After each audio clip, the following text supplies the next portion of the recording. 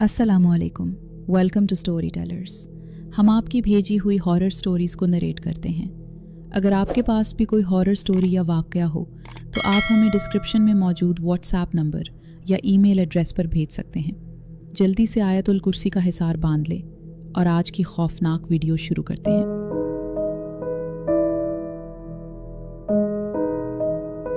अस्सलामु अलैकुम story teller. हम आपकी हर वीडियो बहुत शौक़ से सुनते हैं और आपकी नई वीडियोस का बेसब्री से इंतज़ार करते हैं। मैं आपकी एक रेगुलर सब्सक्राइबर हूं और मेरा दिल चाहा कि मैं भी अपनी ज़िंदगी का एक सच्चा और लर्ज़ाखेज़ वाक़या आपकी ऑडियंस के साथ शेयर करूं।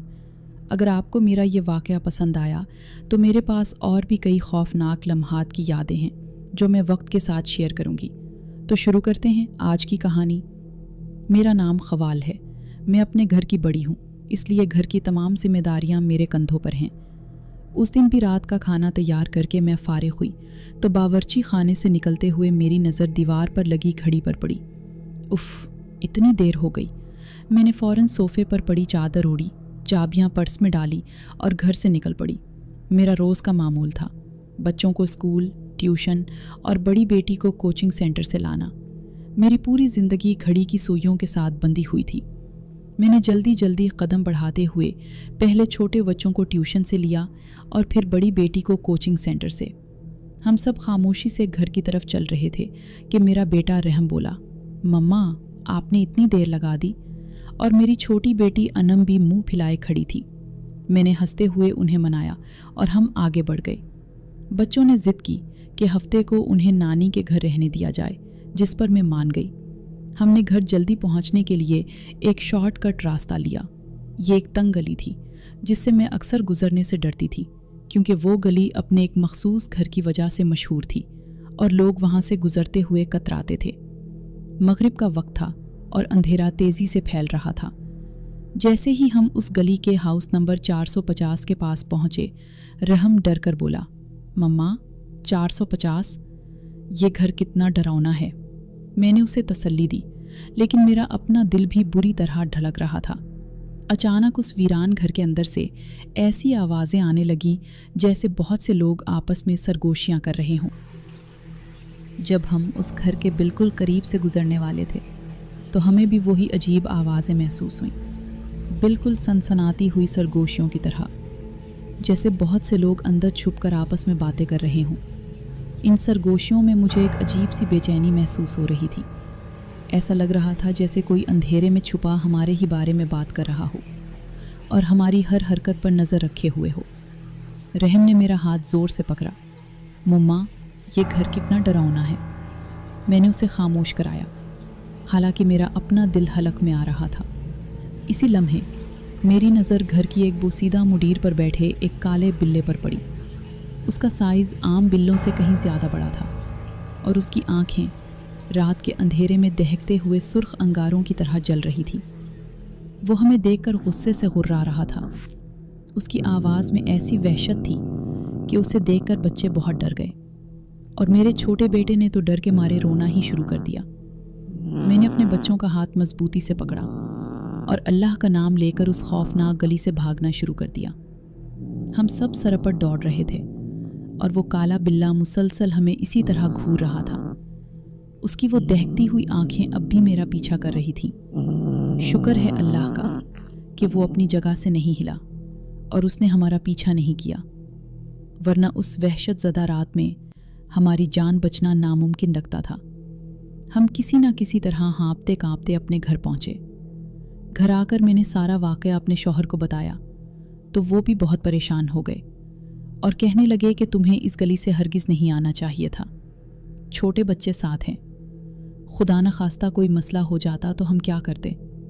खैर, उस वक्त अल्लाह का शुक्र अदा किया कि ऐसा कुछ नहीं हुआ और सब खैरियत है। रात को जब मैं बिस्तर पर लेटी तो वही मंज़र मेरी आंखों के सामने घूम रहा था। फिर मैं सुकून का सांस लेकर सो गई। अभी आधी रात ही हुई थी कि मेरे कमरे के शीशे पर खट खट की आवाज़ आई। मेरी अचानक आँख खुल गई। मैंने लरसते हाथों से साइड लैंप ऑन किया तो खौफ के मारे मेरा खून मुंजमद हो गया। खिड़की के शीशे के बिल्कुल दूसरी तरफ वही काला बिल्ला बैठा था। उसके पंजे शीशे पर गुड़े हुए थे और वो अपनी वही दहकती हुई सुर्ख आंखें मुझ पर जमाए हुए थे। मैंने अपनी तमाम तर हिम्मत जमा की और लड़खड़ाते कदमों से बिस्तर से उठी ताकि खिड़की के करीब जाकर उसे भगा सकूं। लेकिन जैसे ही मैं करीब पहुंची, जो मंजर मैंने देखा उसने मेरे होश उड़ा दिए और मेरे मुंह से चीख निकलते निकलते रह गई। वो बिल्ला आहिस्ता आहिस्ता एक अजीबुल खिलकत इंसान की शक्ल इख्तियार कर गया। वो कोई मामूली साया नहीं बल्कि एक महीब जिन था, जिसका कद गैर फितरी तौर पर छत को छू रहा था और उसके कान चमगादड़ की तरह बहुत बड़े, नोकीले और लटके हुए थे। उसकी जिल्द सियाह और खुरदरी थी, जैसे झलसी हुई हो। वो एक अजीब वहशियाना अंदाज में बिल्कुल किसी बिल्ले की तरह चारों हाथ पांव पर चलते हुए खिड़की से बाहर निकला और एक लंबी छलांग लगाकर अंधेरे में गायब हो गया। वो मंजर इतना हौलनाक था कि मेरी हलक से एक ज़ोरदार चीख निकल गई, बचाओ बचाओ। मेरी चीख सुनकर मेरे शौहर हड़बड़ा कर उठे और घबराकर मुझे संभाला। उन्होंने जल्दी से मुझे पानी पिलाया और बार बार तसल्ली देते रहे कि शायद कोई बुरा ख्वाब है। लेकिन मेरे जिस्म की थरथराहट ख़त्म नहीं हो रही थी। मैं जानती थी कि जो मैंने देखा वो ख्वाब नहीं बल्कि एक भयानक हकीकत थी। उस रात के बाद मेरी नींद जैसे हमेशा के लिए उड़ चुकी थी। इस मनहूस रात के बाद से वो एक साए की तरह मेरे साथ चिमट गया था। अब वो काला बिल्ला एक मुस्तकिल अजाब बन चुका था। कभी मैं बावर्ची खाने में काम कर रही होती तो अचानक मुझे महसूस होता कि कोई शेल्फ के नीचे से मुझे घूर रहा है, और जब मैं देखती तो वही सुर्ख आंखें चमकती नजर आती। कभी सोते में वही जिन मुहीब सूरत लिए मेरे सीने पर सवार हो जाता। मेरी हालत ऐसी हो गई थी कि मैं हर वक्त खुद से बातें करने लगी और छोटी सी आहट पर भी बुरी तरह उछल पड़ती। घर वाले मुझे हैरत से देखते। उन्हें लगता था कि मैं शायद किसी जहनी बीमारी या नफसियाती उलझन का शिकार हो गई हूँ, लेकिन मैं जानती थी कि यह बीमारी नहीं है। एक इतवार की दोपहर जब घर में सब लोग मौजूद थे और मैं किचन में अकेली काम में मसरूफ़ थी, अचानक मैंने पीछे मुड़कर देखा तो वही काला बिल्ला किचन के काउंटर पर बिल्कुल मेरे सामने बैठा था। इससे पहले कि मैं कुछ समझ पाती या किसी को पुकारती, उसने एक वहशियाना गराहट के साथ सीधा मेरे चेहरे पर झपटा मारा। मैं खौफ के मारे ज़मीन पर गिर गई और ज़ोर ज़ोर से चीखने लगी। घर वाले भागते हुए आए, लेकिन उनके लिए वहाँ कुछ भी नहीं था। हैरत की बात यह थी कि वो हैबतनाक मंजर सिर्फ मुझे दिखाई दिया था। उनके लिए किचन बिल्कुल खाली और पुरसुकून था। एक रात तो वहशत की इंतहा हो गई। मैंने ख्वाब में नहीं बल्कि खुली आंखों से देखा कि मेरे कमरे के कोने से वो काला बिल्ला निकला, लेकिन इस बार उसका साइज़ किसी चीते के बराबर था। वो आहिस्ता आहिस्ता मेरे बच्चों के कमरे की तरफ बढ़ने लगा। मैंने उसे रोकने के लिए चलाना चाहा, लेकिन मेरी आवाज़ गले में ही घट गई। मैं जब बच्चों के कमरे में पहुंची तो देखा वो महीब जिन्नुमा बिल्ला मेरे बेटे रहम के बिस्तर के पास खड़ा उसके चेहरे को सूंघ रहा था और उसके मुंह से लैसदार सियाह मादा फर्श पर टपक रहा था।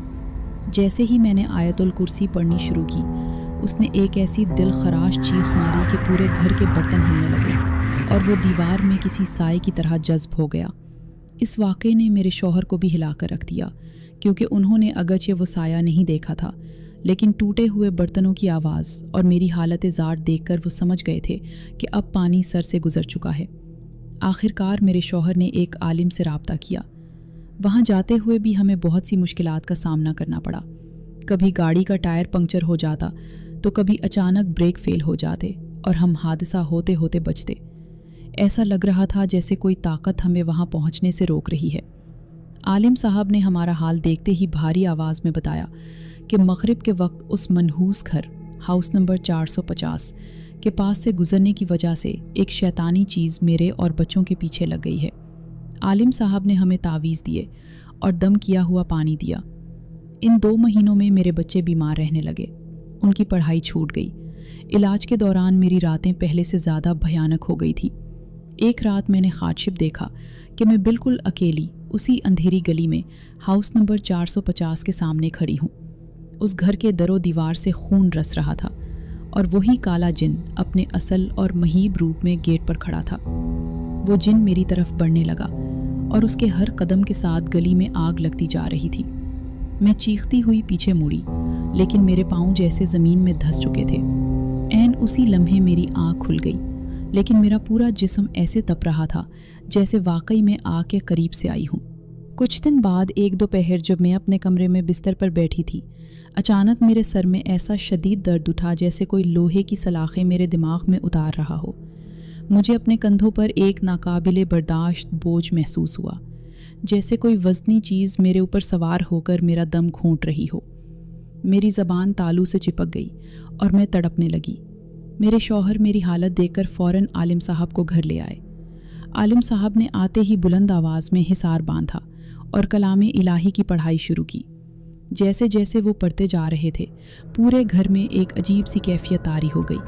कमरे की खिड़कियां खुद ब खुद खुलने और बंद होने लगी और बावर्ची खाने से बर्तन गिरने की हौलनाक आवाज़ें आने लगी। मुझे ऐसा महसूस हो रहा था जैसे मेरे जिस्म से कोई चीज़ बहुत अजियत के साथ बाहर निकल रही है।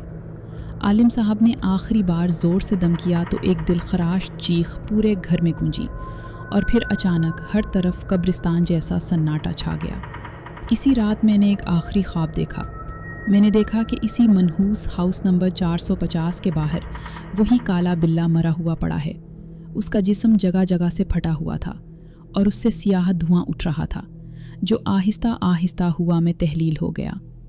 अगली सुबह जब मैं बेदार हुई तो मेरा जिस्म इतना हल्का था जैसे बरसों का बोझ मेरे कंधों से उतर गया हो। तब जाकर मेरी जान में जान आई और मेरे बच्चों के चेहरों पर भी रौनक वापस आई। इस वाक़े के बाद से मैंने इस गली की तरफ दोबारा कभी रुख नहीं किया, क्योंकि आज भी जब मैं किसी काले बिल्ले को देखती हूँ तो हाउस नंबर 450 की वो खौफनाक सरगोशियाँ मेरे कानों में गूंजने लगती हैं।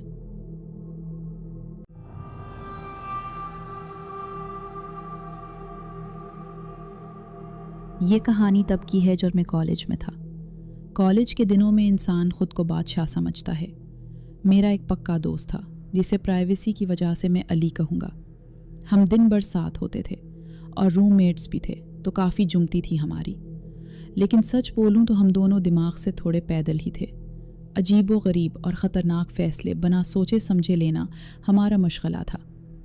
पाकिस्तान में अक्सर लोग ऐसी हरकतों को मस्ती कहते हैं, पर हमारी मस्ती कुछ ज़्यादा ही थी। कभी पुरानी वीराना इमारतों में घुस जाना तो कभी पानी की टिंकियों पर चढ़ना। बस हर वक्त कोई ना कोई पंगा चाहिए होता था। अक्सर लड़के एडवेंचर्स होने के चक्कर में अजीब व गरीब हरकतें करते हैं और हम भी उन्हीं में से एक थे। एक रात हमने सोचा कि कुछ नया करते हैं। हमारे शहर के पिछली तरफ एक बहुत बड़ा जंगल था। वहाँ से शहर का वो हिस्सा लगता था जो बरसों पहले एक भयानक आग की वजह से तबाह हो गया था और अब बिल्कुल सुनसान बन चुका था। वहाँ कोई नहीं जाता था, न कोई रास्ता था, न कोई लाइट। हमने अपनी टार्च उठाई और निकल पड़े। 50 मिनट की वॉक के बाद हम उन जले हुए पुराने मकानों से होते हुए जंगल के बीच पहुंच गए। शहर की लाइट्स अब गायब हो चुकी थी। सिर्फ हल्की सी चांदनी और हमारी छोटी टार्च की रोशनी ही सहारा थी। पहले 20 मिनट तो सब नॉर्मल था, बस दरख्त ही दरख्त थे। एक अजीब सी खामोशी थी। लेकिन फिर अचानक अली की नज़र दूर एक रोशनी पर पड़ी। वो किसी कैंप की आग नहीं थी, बल्कि एक इलेक्ट्रिक टार्च थी जो ज़मीन पर गिरी हुई थी और आन थी। हम हैरान हो गए। इस सुनसान जंगल में रात के इस पहर किसी की टार्च यहाँ कैसे गिर सकती है, और अगर गिरी है तो वो उठाने क्यों नहीं आया। हमें लगा कि शायद कोई किसी चीज़ से डरकर भागा है और जल्दबाजी में अपनी टार्च गिरा दी। यार वापस चलें? अली ने कांपती आवाज़ में पूछा। इसके चेहरे पर पसीना था, हालांकि ठंड बहुत थी। अभी तो आए हैं, थोड़ा और आगे चलते हैं, मैंने ढीठ बनते हुए कहा। हम देखना चाहते थे कि आखिर चक्कर क्या है। अभी हम मुश्किल से 2 मिनट ही आगे बढ़े होंगे कि हमारे पीछे से क्रैक की आवाज़ आई, जैसे किसी ने सूखी टहनियों पर पाँव रखा हो। हम फौरन मुड़े, पर वहाँ कोई नहीं था। फिर 5 मिनट बाद दोबारा वही आवाज़, बिल्कुल अली के पीछे से। ऐसा लग रहा था कोई जंगल की ज़मीन पर दबे पाँव हमारे साथ साथ भाग रहा है। ऐसा बहुत बार हुआ। जब भी हम आगे बढ़ते पीछे से क्रैक की आवाज़ आती। अब मज़ा ख़त्म हो चुका था और असली खौफ शुरू हो गया था। अचानक जब हम 5वें या 6ठी बार मुड़े तो हमारी टॉर्च की लाइट में एक साया नज़र आया। جو بھاگتے ہوئے درخت کے پیچھے چھپا۔ وہ سایہ کسی انسان کا نہیں لگ رہا تھا۔ اس کا قد بہت لمبا اور عجیب تھا۔ اس کا قد تقریباً 8 سے 7 فٹ لمبا تھا۔ جیسے ہی اس نے اپنا سر ایک درخت کے پیچھے سے نکال کر ہمیں دیکھا، ہمارے جسم سن ہو گئے۔ وہ دھوئیں کی طرح دھندلا تھا، لیکن اس کی شکل صاف نظر آ رہی تھی۔ اس کے ہاتھ گھٹنوں تک لمبے تھے اور ان کی انگلیاں کسی درخت کی ٹہنیوں کی طرح ٹیڑھی میڑھی تھیں۔ سب سے خوفناک اس کی آنکھیں تھیں۔ وہ روشنی میں چمک رہی تھیں۔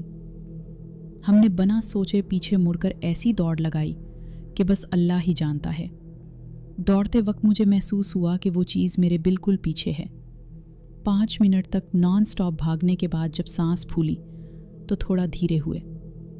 عجیب بات یہ تھی کہ واپسی پر ہمیں وہ گری ہوئی ٹارچ کہیں نظر نہیں آئی۔ شاید اس چیز نے وہ بند کر دی تھی۔ جب ہم واپس ان جلے ہوئے گھروں تک پہنچے تو میں نے ہمت کر کے پیچھے دیکھا۔ وہ سایہ اب وہاں نہیں تھا۔ جب ہم کیمپس واپس پہنچے تو ہمارا برا حال تھا۔ واپس ہاسٹل پہنچ کر ہم پوری رات نہیں سوئے۔ کچھ دن بعد شہر میں خبر پھیلی کہ ایک بندہ اسی علاقے سے غائب ہو گیا ہے۔ ہمیں نہیں پتا کہ ہمارا سامنا اسی سے ہوا تھا یا اس چیز سے جس نے اسے غائب کیا۔ آج بھی جب میں اس رات کے بارے میں سوچتا ہوں تو جسم میں سنسنی دوڑ جاتی ہے۔ اگر ہم اس رات تھوڑا اور اندر چلے جاتے تو شاید آج میں یہ کہانی سنانے کے لیے زندہ نہ ہوتی۔ یہ تھی آج کی خوفناک کہانی۔ امید ہے آج کی اس کہانی نے آپ کے رونگٹے کھڑے کر دیے ہوں گے۔ آپ کو یہ واقعہ کیسا لگا ہمیں کامنٹ سیکشن میں ضرور بتائیں۔ اگر آپ کو یہ ویڈیو پسند آئی ہو تو اسے لائک کریں اور اپنے دوستوں کے ساتھ شیئر کرنا نہ بھولیں۔ ایسی ہی مزید سچی اور لرزہ خیز کہانیاں سننے کے لیے ہمارے چینل سٹوری ٹیلرز کو سبسکرائب کریں۔ اپنا اور اپنے پیاروں کا بہت خیال رکھیں۔ اللہ حافظ۔